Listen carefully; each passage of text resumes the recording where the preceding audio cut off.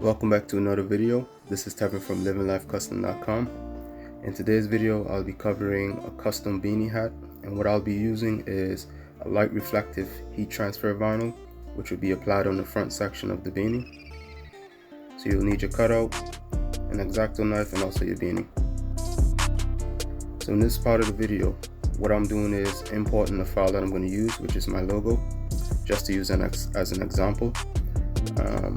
I've reduced the size of it so that it can fit on the front section, and then what I'll be doing in the program, which is Silhouette Studios, is converting that image file and also the files as input onto the program, converting it into a file that can be used on the plotter itself or that the plotter can read.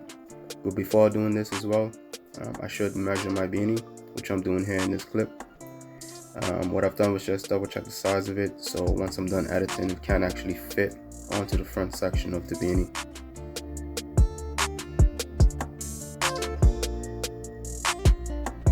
So in this image here, what I've left out in the previous video, what I've had to do in order for it to cut out properly for heat transfer vinyl is actually rotate the image horizontally in order for it to read the right way when it's printed out. You'll see what I'm talking about.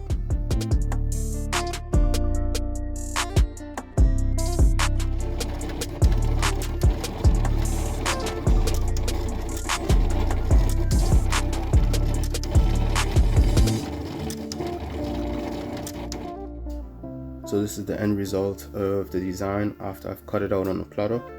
So you can't really see it much inside of the video, but it's actually right there. What I'll also be doing is just double checking to make sure that the design actually fits onto the beanie, and then afterwards I'll just weed it out and take away the negative parts that I'm actually not going to use, and then I'll be applying it.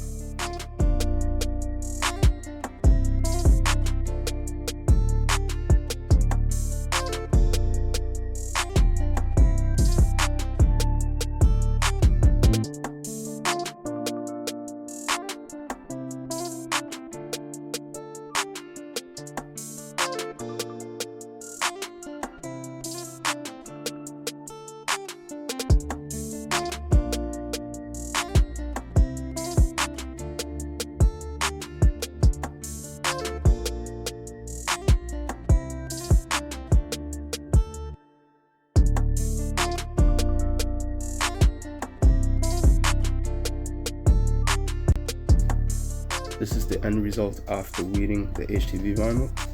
Some sections I'll have to go over again, which would be sections like the O's and the G's, where I'll just finish weeding. So this is the settings on my heat press, which is 160 degrees at 15 seconds. It did fluctuate slightly. So here what I've done is actually do a pre-press. I didn't show it on video, but I did pre-press the beanie. Just to take out any moisture and to smooth off the section that I'm going to actually apply the heat transfer vinyl on.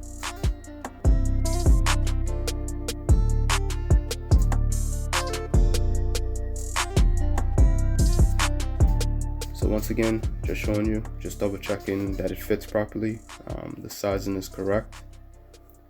Once everything's actually been double checked, I'll then basically put a layer over there, which would be a layer of wax paper. You can get it out of your shop, or alternatively you can get it off Amazon or eBay. And then I'll do a slight press, so I won't press it all the way. Hold that for a few seconds, and then I'll actually do the press that will be for 15 seconds, and I'll fully clamp down the machine to ensure that it's locked in place.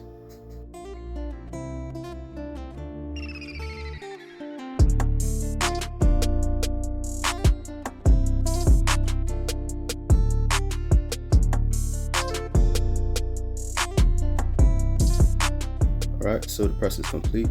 This is the end result. So you would have to take the protective film off the front. One quick tip, and it was a mistake that I've made, was just to double check if it's a cold peel or hot peel. In this case, this is actually a cold peel. I did try to take that off or peel it while it was still hot, and the corner actually came up slightly, so I did fix that in the end.